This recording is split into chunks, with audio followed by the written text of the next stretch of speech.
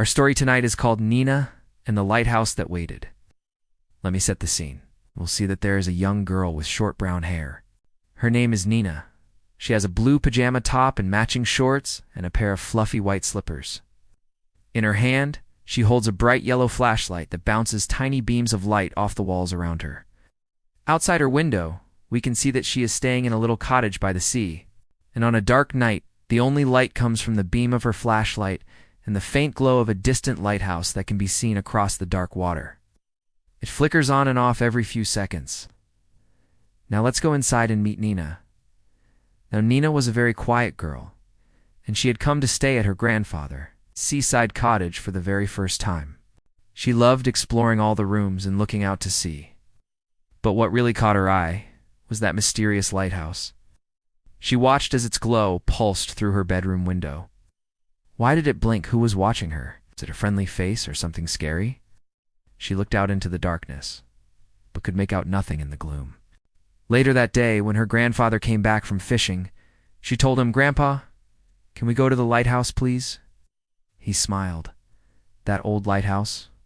What do you want to know?" "I don't know," she whispered, hugging her yellow flashlight tightly. "Just think it's beautiful. And why does it blink?" Her grandfather stroked his long white beard. "No one works there anymore.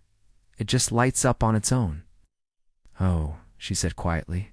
She felt disappointed, but she knew he was right. The lighthouse wasn't magical. It was just an old abandoned building. But still, she couldn't stop thinking about it. So that night, when her grandfather slept in his big four-poster bed, she got into hers and turned off the light. Then she got out again and crept over to her window. Once outside, she saw that the waves were crashing against the shore, and a cool, salty wind ruffled her hair. The lighthouse glowed brightly in the distance.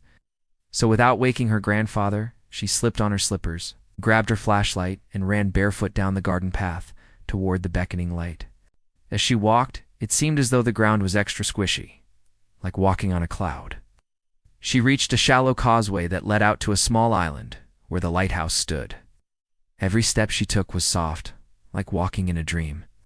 Her slippers made no noise, and the path felt cool under her feet. The closer she got to the lighthouse, the brighter it became. But even so, Nina kept her flashlight on as she walked along. When she reached the door, she paused. She didn't want her adventure to end. So she took a deep breath, pushed open the heavy wooden door, and stepped inside. As soon as she entered, the door slammed shut behind her with a bang. She jumped and turned around. She was so startled. Then she laughed at herself. Of course it slammed shut. There was a strong wind outside. But still, she couldn't help shivering. Her flashlight beam danced wildly around the dusty room as she took tentative steps inside. The air was warm and sweet-smelling. The stairs creaked ominously as she climbed slowly to the top. At the top, she found a round glass window at the top of the lighthouse. Inside the window was a glowing ball of light pulsing slowly. It seemed to welcome her. Then, as Nina watched, the glowing light began to fade. It dimmed until it was almost out.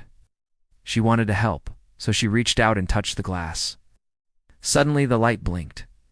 It pulsed once, then twice more. Then it faded away completely, leaving Nina in total darkness. She stood there a moment, not knowing what to do next. Then she felt something soft brush against her hand. She gasped as a gentle humming sound filled the room. Then the glowing ball of light began to pulse once again. Nina held her breath as it blinked 3 times, then slowly faded into a gentle hum.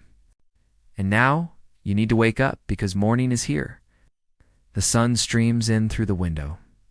Birds chirp happily outside, and Nina wakes up in her bed. She is safe and sound in her room. But look on her ceiling. Soft light glows in the shape of the lighthouse.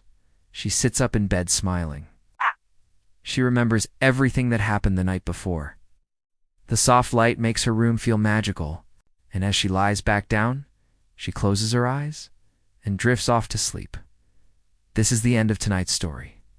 Thank you for watching. Hope you enjoyed this brand new story about Nina and the magical lighthouse. We have many more bedtime stories on our channel, including other stories about Nina and her magical adventures.